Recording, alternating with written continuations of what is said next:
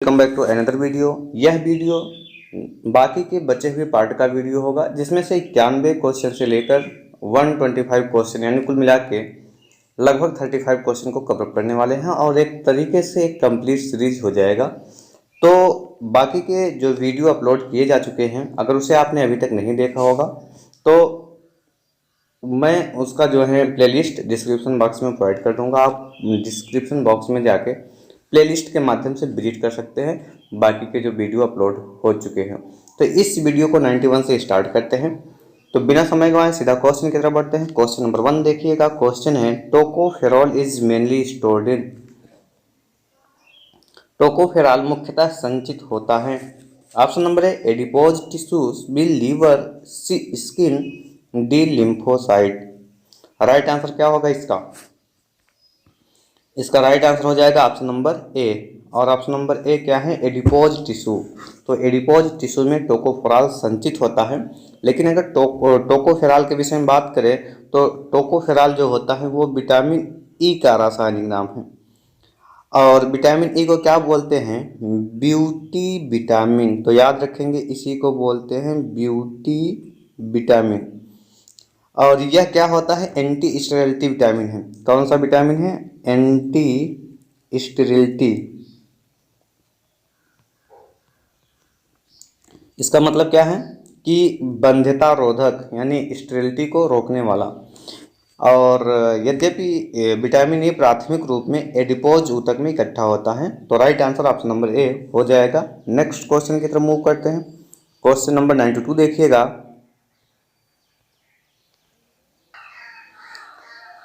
Question देखिएगा। Question है androgen question देखिएगा।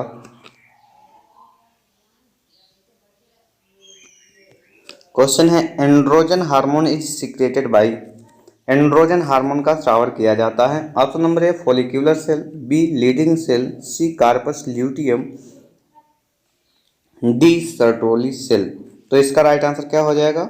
Option number B leading cell इसका राइट आंसर हो जाएगा। एंड्रोजन हार्मोन का स्रावर कहाँ से होता है? टेस्टिस के लीडिंग सेल से। तो कहाँ होता है? टेस्टिस के लीडिंग सेल से। यह अंतःस्रावी भाग होता है जो स्टेरॉइड हार्मोन का स्रावर करता है। कौन सा? स्टेरॉइड हार्मोन का स्रावर करता है, जिन्हें एंड्रोजन कहते हैं। टेस्टोस्टेरोन एक मुख्य एंड्रोजन हार्मोन है। तो और बाकी का देखिएगा, स्त्रियों में जो फॉलिक्यूलर जो कोशिका है यानी फॉलिक्यूलर सेल है, उससे कौन सा? एस्ट्रोजन। तो ध्यान में रखेंगे, एस्ट्रोजन। एस्ट्रोजन हार्मोन का स्राव होता है। और जो कार्पस ल्यूटियम है, इससे कौन सा? इससे होता है प्रोजेस्टेरॉन। प्रोजेस्टेरॉन हार्मोन का स्राव होता है। क्वेश्चन नंबर 93 की तरफ मूव करते हैं। क्वेश्चन देखिएगा। क्वेश्चन है average life span of human red blood corpuscles is. RBC की औसत जीवन अवधि है 100 घंटे, 120 घंटे, 2880 घंटे। उपरोक्त में से कोई नहीं। घंटे में दिया है तो आप घंटे में कन्वर्ट कर लेंगे। तो राइट आंसर क्या हो जाएगा इसका राइट आंसर हो जाएगा ऑप्शन नंबर सी। और ऑप्शन नंबर सी क्या है? 2880 घंटे। लाल रुधिर कणिकाओं का औसत जीवन काल कितना होता है? 120 दिन लगभग। ठीक है। श्वेत रुधिर कणिकाओं का जीवन काल क्या होता है? 10 से 13 दिन। कई जगह पर एक सप्ताह से 13 दिन देता है, 10 से 13 दिन लगभग। और रुधिर प्लेटलेट्स का जीवन काल कितना होता है? 7 से 10 दिन। नेक्स्ट क्वेश्चन की तरफ मूव करते हैं। क्वेश्चन नंबर 94 देखिएगा। क्वेश्चन है in colon construction of its wall form a series of small pocket called. Colon में इसके दीवार में पाए जाने वाले उभार की छोटी छोटी थैलियों को कहा जाता है। Option number A haustra, B crypt of Lieberkuhn, और option number G zymogen cell, zymogen या जिमोजन सेल, और option number D tiny. Right answer क्या होगा इसका राइट आंसर हो जाएगा ऑप्शन नंबर ए, हास्ट्रा या आवलन इसको बोलते हैं। बड़ी आंत के कोलन की दीवारों में पाए जाने वाले अंगुलीकार संरचनाओं को हास्ट्रम कहते हैं। एक पतली लंबवत संरचना को टिनी कहते हैं। तो टिनी के विषय में भी बताया जा चुका है। कृमि ट्यूब परिशिष्टिका इसी भाग में पाई जाती हैं। कोलन में लवण एवं जल का अवशोषण होता है। क्वेश्चन नंबर 95 की तरफ मूव करते हैं। क्वेश्चन देखिएगा, क्वेश्चन है O2 dissociation curve of HB is.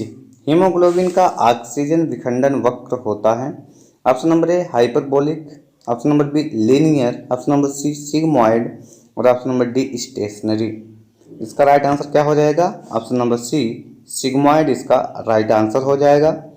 Haemoglobin का ऑक्सीजन विखंडन वक्र सिग्मॉइड होता है। अधिक ऑक्सीजन सांद्रता वाले क्षेत्रों में हीमोग्लोबिन ऑक्सीजन के साथ संयोग करके क्या बनाता है? ऑक्सी हीमोग्लोबिन बनाता है।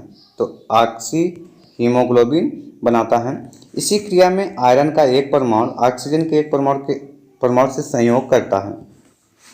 वायु में ऑक्सीजन की सांद्रता को आंशिक दाब द्वारा प्रदर्शित करते हैं। एल्विलाई में भरी हुई वायु में ऑक्सीजन का आंशिक दाब 100 से 110 mmHg होता है।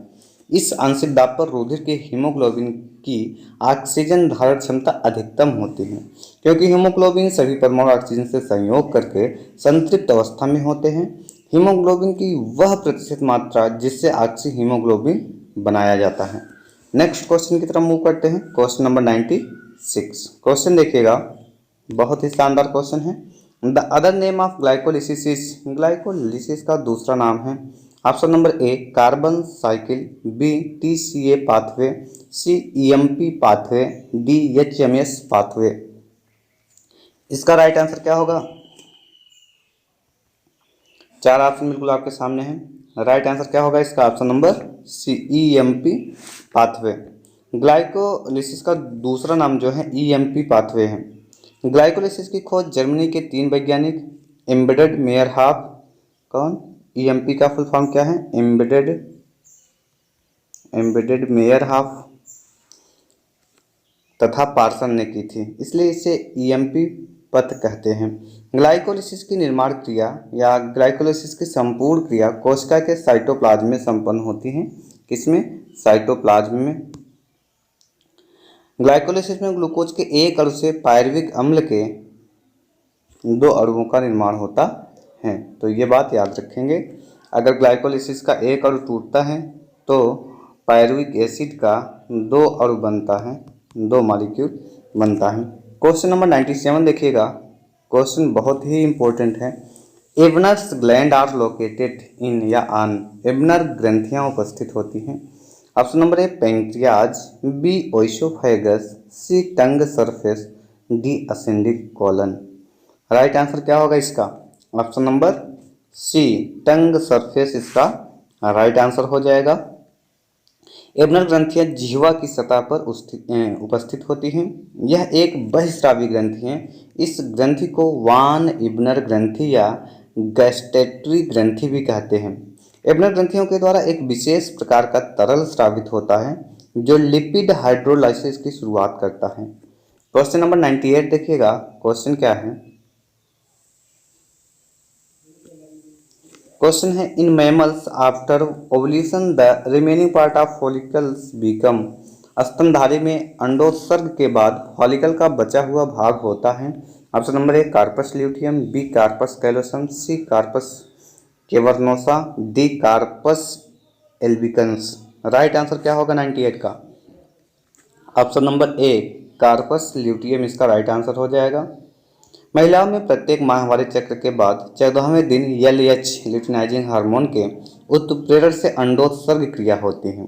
अंडोत्सर्ग के बाद बचे हुए सफेद भाग को कार्पस ल्यूटियम कहते हैं। क्वेश्चन नंबर 99 देखिएगा। क्वेश्चन है according to neo Darwinism which one is responsible for evolution of organism. नव डार्विनवाद के अनुसार जीवन के विकास के लिए उत्तरदायी हैं। Option number A mutation, B natural selection, C both of these, D none of these. चार ऑप्शन में से इसका राइट आंसर क्या होगा? Option number C both of these, यानी म्यूटेशन भी और नेचुरल सिलेक्शन भी जीवन के विकास के लिए रिस्पॉन्सिबल हैं नियो डार्विनिज्म के अनुसार। डार्विन के अनुसार विभिन्न प्रकार के जीवों की उत्पत्ति जैव विकास द्वारा हुई तथा विकास मुख्य रूप से प्राकृतिक वरण का कारण होता है। प्राकृतिक वरण जीवों में उपस्थित विविधता पर क्रिया करता है। इस कारण सबसे अधिक अनुकूल जीव ही जीवित रह पाते हैं और शेष जीव मर जाते हैं। इस प्रकार के जीव में परिवर्तन होते रहते हैं और कालांतर में नई जीव जातियों का उद्गम होता है। डार्विन के इस सिद्धांत को प्राकृतिक वरण के कारण योग्यतम की उत्तरजीविता अथवा प्राकृतिक वरण का सिद्धांत नेचुरल सिलेक्शन थ्योरी कहा जाता है। अगले क्वेश्चन की तरफ बढ़ते हैं। Question number 100। क्वेश्चन देखिएगा। क्वेश्चन है wings of butterfly bird and bat are. तितली, पक्षी और चमगादड़ के पंख होते हैं। तो ऑप्शन देखिएगा। ऑप्शन नंबर ए होमोलॉगस ऑर्गन्स यानी समजात अंग, बी एनालॉगस ऑर्गन्स यानी समृद्ध अंग, सी अनरिलेटेड ऑर्गन्स यानी असंबंधित अंग, डी वेस्टिजियल ऑर्गन्स यानी अवशेषी अंग। राइट आंसर क्या होगा इसका? ऑप्शन नंबर बी समृद्ध अंग।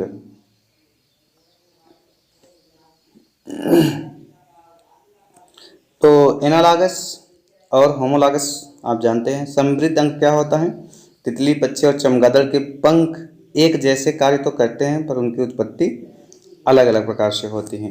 तितली, पक्षी और चमगादड़ के पंख एनालॉगस हैं। जो अंग उत्पत्ति में भिन्न लेकिन कार्य में समान होते हैं उन्हें एनालॉगस ऑर्गन कहते हैं।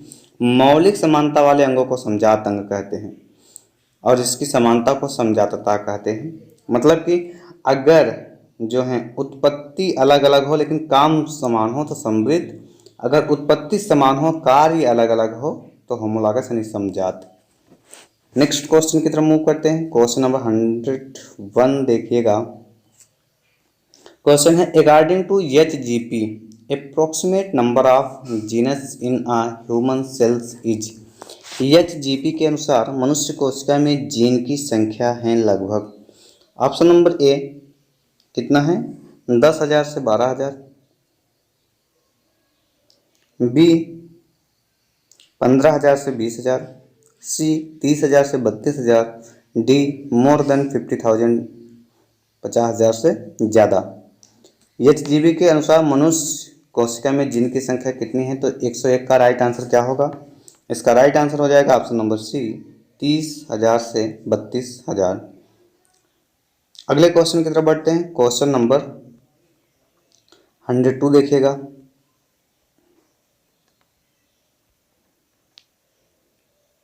क्वेश्चन है the process of joining of stretches of functional genes is called as. कार्यात्मक जीन के हिस्सों के शामिल होने की प्रक्रिया को कहा जाता है। Option number A splicing, B gene manipulation, C differentiation, D lysogeny. इसका राइट आंसर क्या होगा? कार्यात्मक जीन के हिस्सों के शामिल होने की प्रक्रिया क्या कहा जाता है? स्प्लाइसिंग, जीन का हेरफेर, विभेदीकरण, लाइसोजीन। राइट आंसर इसका हो जाएगा option number B. Option number B क्या है? जीन मैनिपुलेशन इसको बोलते हैं, यानी जीन का हेरफेर। जीन के कुछ हिस्सों में कार्यात्मक जीन को शामिल करने की प्रक्रिया जीन मैनिपुलेशन कहा जाता है। क्वेश्चन नंबर 103 देखिएगा।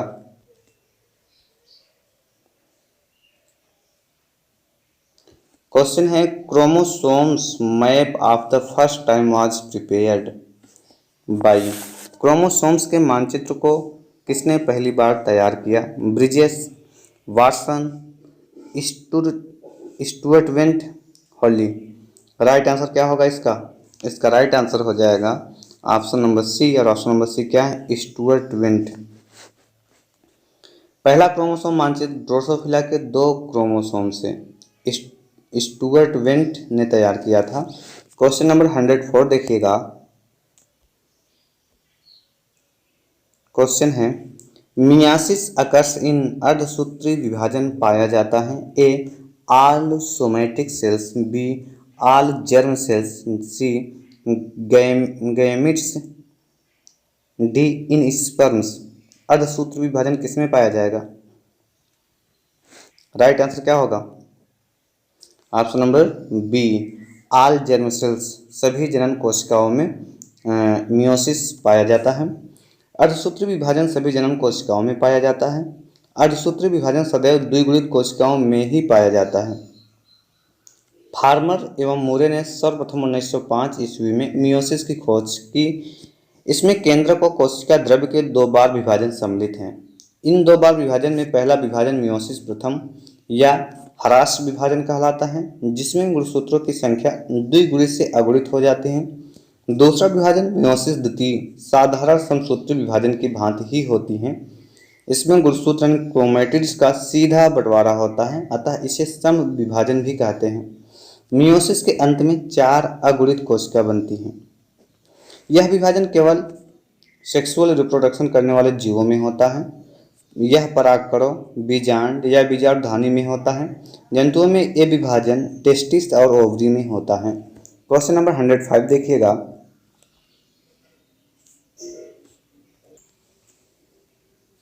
क्वेश्चन क्या है? Cells of Rauber are found in, Rauber कोशिकाएं पाई जाती हैं।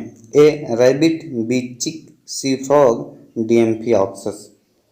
राइट आंसर क्या होगा इसका? इसका राइट आंसर हो जाएगा ऑप्शन नंबर ए, रैबिट में क्या पाई जाती हैं? सेल्स ऑफ रबर या रूबर। रूबर कोशिकाएं खरगोश के कहाँ पाई जाती हैं? ब्लास्टोसिस्ट में, ब्लास्टोसिस्ट में। सेल मास स्तनधारियों के एम्ब्रियो में पाया जाता है। ब्लास्टोसिस्ट का इनर मोस्ट लेयर नियोजोना कहलाता है।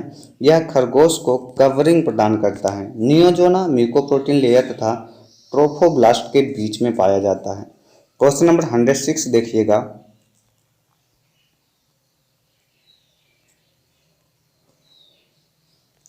क्वेश्चन है monocondylic membranous toothless skull is found. Monocondylic झिल्लीनुमा दंत रहित कपाल पाया जाता है।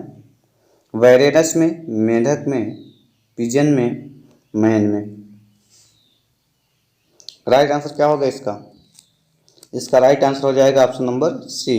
तो monocondylic membranous toothless skull is found in pigeon.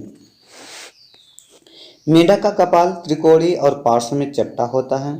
Tadpole अवस्था में कपाल केवल कार्टिलेज का बना होता है, जिसे कॉन्ड्रोक्रेनियम कहते हैं। लेकिन एडल्ट मेंढक में कार्टिलेज हड्डी में परिवर्तित हो जाता है। इस हड्डी को मेम्ब्रेन बोन या इम्बेसिंग बोन कहते हैं। मानव खोपड़ी के विषय में अगर बात करें तो यह गर्दन के ऊपर स्थित सिर का कंकाल है। इसका ऊपरी भाग दृढ़तापूर्वक अस्थायी रूप से जुड़ी हुई 8 अस्थियों का बना होता है। कितने अस्थियों का? 8 अस्थियों का बना होता है, जो एक बॉक्स की तरह होता है, जिसे क्रैनियम या कपाल कहते हैं। मानव मस्तिष्क इसी के भीतर सुरक्षित होता है। खोपड़ी के ऊपरी और नीचे के जबड़े तथा कनिष्ठिका अस्थि सहित 15 अस्थियां होती हैं। कितनी? 15। इसके अतिरिक्त प्रत्येक कान के भीतरी भाग में कान के पर्दे के पीछे एक के बाद 3 बहुत छोटी अस्थियां होती हैं। इस प्रकार खोपड़ी में कुल 29, मानव की खोपड़ी में कुल 29 अस्थियां होती हैं। क्वेश्चन नंबर 107 देखेंगे। क्वेश्चन है which of these a bioluminescent, निम्न में से कौन सा जंतु बायोल्यूमिनेसेंट है? Physalia, cuttle fish, jelly fish, all of these. Right answer क्या होगा इसका? इसका राइट आंसर हो जाएगा ऑप्शन नंबर बी। और ऑप्शन नंबर बी क्या है? कटल फिश इसका राइट आंसर हो जाएगा। कटल फिश जंतु कैसा है? बायोल्यूमिनेसेंट है। कटल फिश का वास्तविक नाम क्या है? सीपिया है। तो ध्यान में रखेंगे, सीपिया इसका वास्तविक नाम है। यह समुद्रों में पाई जाती हैं। सिर पर मुख, 2 आंखें तथा 10 जोड़ी भुजाएं होती हैं।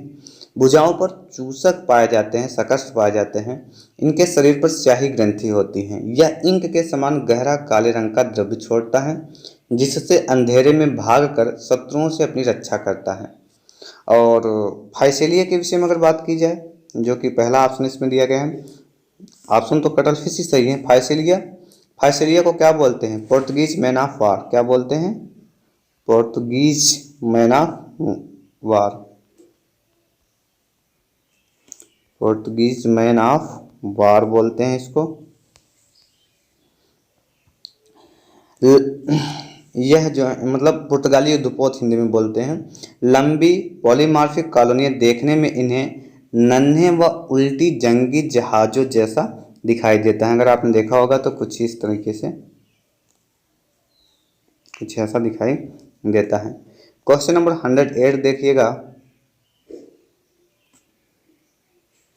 क्वेश्चन है tail wagging dance is the language of दुम दुम अभिदोलन नृत्य किसकी भाषा है? Silk worm, lac worm, honey bee fishes.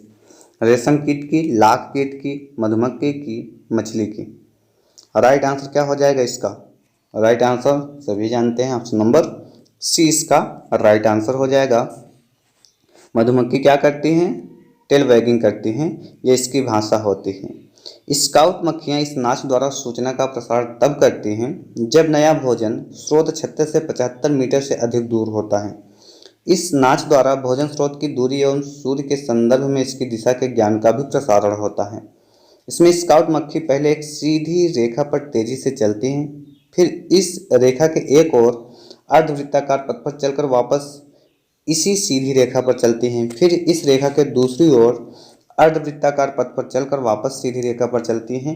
यह गति बार बार दोहराई जाती है। सीधी रेखा पर चलते समय यह उदर के पिछले अर्थात पुच्छ भाग को तेजी से बाएं दाएं हिलाती रहती हैं, साथ ही पंखों को फड़फड़ाकर एक मंद ध्वनि उत्पन्न करती है।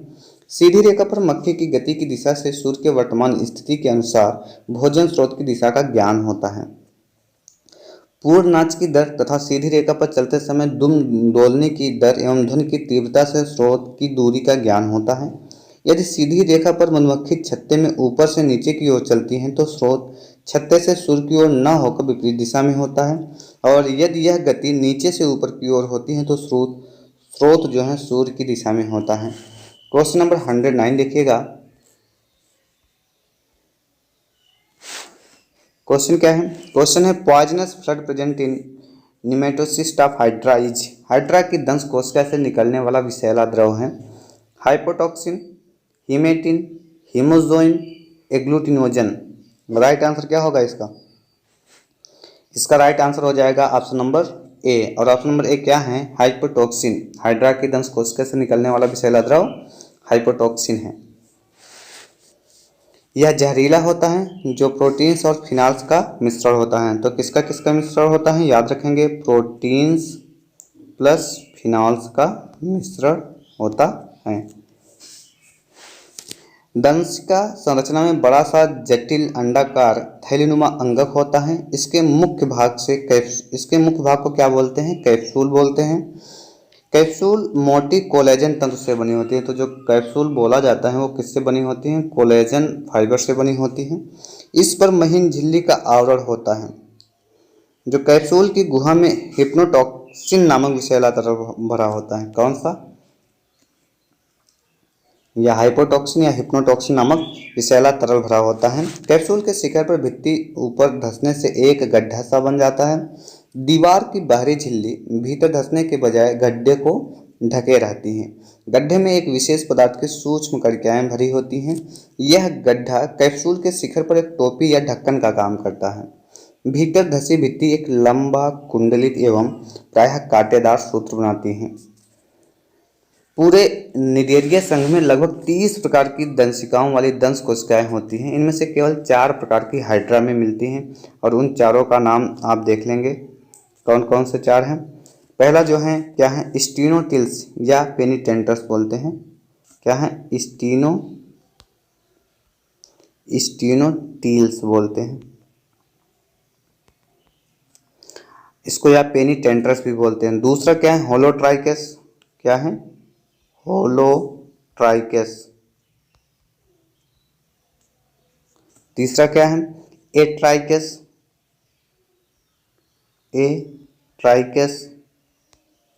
और चौथा क्या है? डेस्मोनिम्स। क्या है? डेस्मोनिम्स। तो इस प्रकार 4 प्रकार की मिलती हैं हाइड्रा में। क्वेश्चन नंबर 110 की तरफ मूव करते हैं। क्वेश्चन देखिएगा। क्वेश्चन है Maurer's dots are observed in the erythrocytes of man if these are infected with.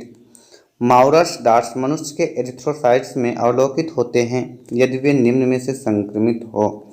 Option number A Plasmodium vivax, B Plasmodium falciparum, C Plasmodium ovale, D Plasmodium malariae. तो right answer क्या होगा इसका? Option number B Maurer's dots मनुष्य के erythrocyte में Plasmodium falciparum इसका right answer है। Maurer's dots मनुष्य के एरिथ्रोसाइट में अवलोकित होते हैं यदि ये प्लाज्मोडियम फैल्सिपेरम से संक्रमित हो। क्वेश्चन नंबर 111 की तरफ मूव करते हैं। क्वेश्चन देखिएगा। क्वेश्चन है Schuffner's dots observed in erythrocytes are due to. लाल रुधिर कणिकाओं में सुफनर के बिंदु दिखाई देते हैं। Option number A filaria, B malaria, C kala azar, D जियारिडिएसिस। Right answer क्या होगा इसका? इसका राइट आंसर हो जाएगा option number B malaria. Schuffner's dots कहाँ दिखाई पड़ते हैं? मलेरिया में। लाल रुधिर कणिकाओं में सुफनर के बिंदु यानी सुफनर डॉट्स मलेरिया के कारण दिखाई देते हैं। लाल रुधिर कणिकाओं में सुफनर डॉट एरिथ्रोसिटिक फेज में पाया जाता है। एरिथ्रोसिटिक फेज मनुष्य में होता है जो अलैंगिक होता है। मलेरिया रोग प्लाज्मोडियम नामक प्रोटोजोओं के कारण होता है। तो किसके कारण होता है? प्लाज्मोडियम प्लाज्मोडियम प्लाज्मोडियम के कारण होता है, जिसका वाहक क्या होता है? मादा एनाफिलीज मच्छर होता है। कालाजार लिस्मेनिया डोनोवेनी द्वारा फैलता है, जिसका वाहक बालू मक्खी या सैंड फ्लाई होता है। तो कालाजार के विषय में आप ध्यान रखेंगे, किसके कारण होता है? लिस्मोनिया डोनोवेनी, और फैलता किसके कारण है? सैंड फ्लाई यानी बालू मक्खी के द्वारा। क्वेश्चन नंबर 112 की तरफ मूव करते हैं। क्वेश्चन देखिएगा। The microsporangia in Cycas microsporophylls are present on. Cycas के माइक्रोस्पोरोफिल में माइक्रोस्पोरेंजिया उपस्थित होते हैं। Option number A in sporophyll axis, B along the margins, C adaxial side, D abaxial side. Right answer क्या होगा इसका? इसका राइट आंसर हो जाएगा ऑप्शन नंबर डी। कहाँ उपस्थित होते हैं? एबैक्सियल साइड पर। नेक्स्ट क्वेश्चन की तरफ मूव करते हैं। क्वेश्चन नंबर 113 देखिएगा। क्वेश्चन क्या है? The vegetative reproduction by the जिम्मीटेक्स या जिम्माटेक्स, जिम्मा या गिम्मा द्वारा वर्धी प्रजनन होता है। Option number A Riccia, B Marchantia, C Anthoceros, D Funaria. Right answer क्या होगा इसका? इसका राइट आंसर हो जाएगा ऑप्शन नंबर बी मार्केंसिया, इसका राइट आंसर हो जाएगा। जो गिम्मा है या जिम्मा जो भी बोलते हैं, इसके द्वारा मार्केंसिया में वर्धी प्रजनन यानी वेजिटेटिव रिप्रोडक्शन होता है, जो एसेक्सुअल रिप्रोडक्शन का एक प्रकार है। गिम्मा की संरचना कप नुमा या कप शेप्ड होती है, जो थैलस के ऊपर बिखरे रहते हैं। क्वेश्चन नंबर 114 देखिएगा। 114 सॉरी। क्वेश्चन है fungus without mycelium is. Mycelium रहित फफूंद होता है। Option number A Puccinia, B Mucor, C Rhizopus, D Saccharomyces. तो इसका राइट आंसर क्या हो जाएगा? माइसीलियम रहित फफूंद, माइसीलियम यानी fungus without mycelium. Option number D Saccharomyces इसका राइट आंसर हो जाएगा। सेक्रोमाइसीज या जिसको ईस्ट भी कहते हैं यूनिसेलुलर होती हैं। यह माइसीलियम रहित होती हैं, परंतु कभी कभी अनेक कोशिकाएं एक दूसरे के साथ जुड़कर स्यूडोमाइसीलियम बना सकती हैं। नेक्स्ट क्वेश्चन की तरफ मूव करते हैं। 115 देखिएगा। क्वेश्चन है polio immunising vaccines was developed by. Polio प्रतिरक्षी टीका किसके द्वारा विकसित किया गया? Option number A Jenner, B doctor Salk, C J Lederberg, D Landsteiner. तो पोलियो का टीका किसने बनाया? पोलियो इम्यूनाइजिंग वैक्सीन्स किसने डेवलप की? राइट आंसर क्या होगा इसका? ऑप्शन नंबर बी डॉक्टर साक इसके राइट आंसर है। पोलियो प्रतिरक्षा टीका डॉक्टर साक द्वारा विकसित किया गया है, जबकि एडवर्ड जेनर के द्वारा क्या विकसित किया गया है, इनके द्वारा चेचक का टीका, स्मॉल पॉक्स बोलते हैं जिसको, चेचक का टीका विकसित किया गया है। क्वेश्चन नंबर 116 देखिएगा। क्वेश्चन क्या है? क्वेश्चन है the fish used for control of malaria is. Malaria के नियंत्रण के लिए कौन सी मछली प्रयोग में आती है? Option number A rohu, B Gambusia, C both A and D none of these. Right answer क्या होगा इसका? ऑप्शन नंबर बी गैम्बूसिया इसका राइट आंसर हो जाएगा। मलेरिया के नियंत्रण के लिए गैम्बूसिया मछली प्रयोग में आती है। यह मछली मलेरिया फैलाने वाले मादा एनोफिलीज या अन्य मच्छर के प्रजातियों के लार्वा को खा जाती हैं, जिससे मच्छरों की संख्या नियंत्रित होती है। क्वेश्चन नंबर 170 देखिएगा। क्वेश्चन क्या है? क्वेश्चन है the enzyme rennin act on. Enzyme rennin की क्रिया निम्न पर होता है: cellulose, amylase, caseinogen, lipids. Right answer क्या होगा? ऑप्शन नंबर सी कैसिनोजन इसका राइट आंसर हो जाएगा। एंजाइम रेनिन की क्रिया कैसिनोजन पर होती है। रेनिन दूध की विलेय प्रोटीन को केसिन, ठोस एवं अविलेय दही में बदल देता है। सेलुलोज एक पॉलीसेकेराइड है। जैसा कि सेलुलोज पृथ्वी पर सबसे अधिक पाया जाने वाला कार्बनिक यौगिक बायोपॉलीमर तथा पॉलीसेकेराइड है। तो इसका right answer option number C caseinogen होगा। नेक्स्ट क्वेश्चन, क्वेश्चन नंबर 118 देखिएगा।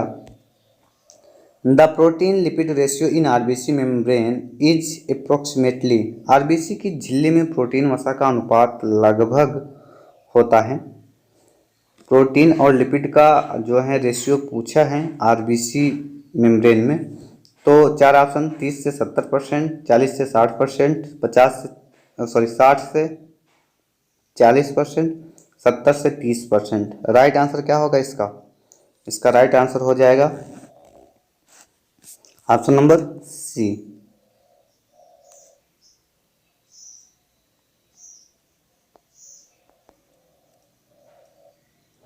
क्वेश्चन नंबर 119 की तरफ मूव करते हैं।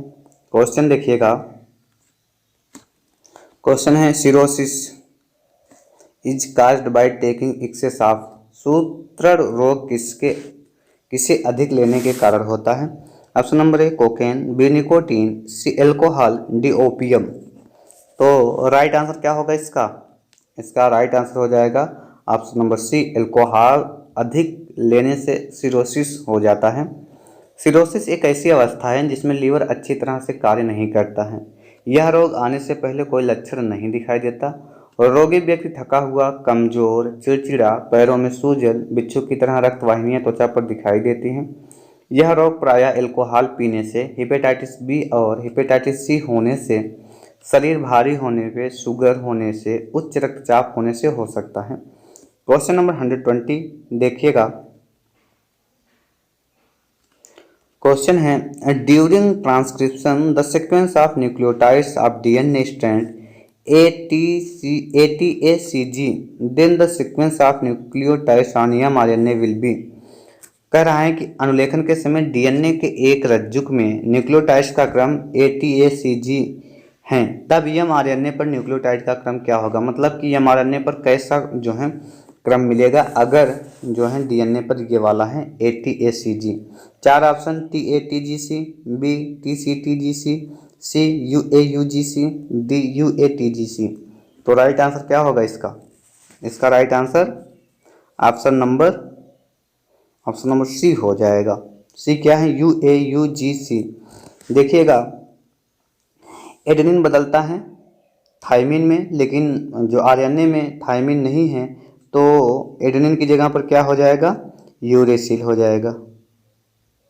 थाइमिन की जगह पर यूरेसिल। और टी थाइमिन की जगह पर क्या बनता है? एडेनिन बनेगा। और फिर एडेनिन की जगह पर क्या बनेगा? थाइमिन की जगह पर यूरेसिल बनेगा। और सी की जगह पर क्या होता है? गुआनिन, यानी साइटोसिन गुआनिन से कवरअप होगा। और जी से फिर सी, तो क्या सीक्वेंस मिलेगा? ऑप्शन नंबर सी UAUGC, यही आपका राइट आंसर होगा। नेक्स्ट क्वेश्चन की तरफ मूव करते हैं। क्वेश्चन नंबर 121 देखिएगा।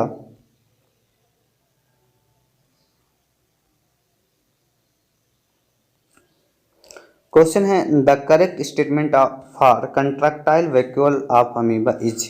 अमीबा की संकुचनशील रिक्तिका के लिए सत्य कथन है। A systole is gradually but diastole is sudden. इसमें सिस्टोल धीरे धीरे लेकिन डायस्टोल अचानक होता है। B systole is sudden but diastole is gradual, just reverse of first point. C both systole and diastole are sudden. D both systole and diastole are gradual. तो right answer क्या होगा इसका 121 का? 121 का right answer option number B हो जाएगा। क्या है? Systole is sudden but diastole is gradual.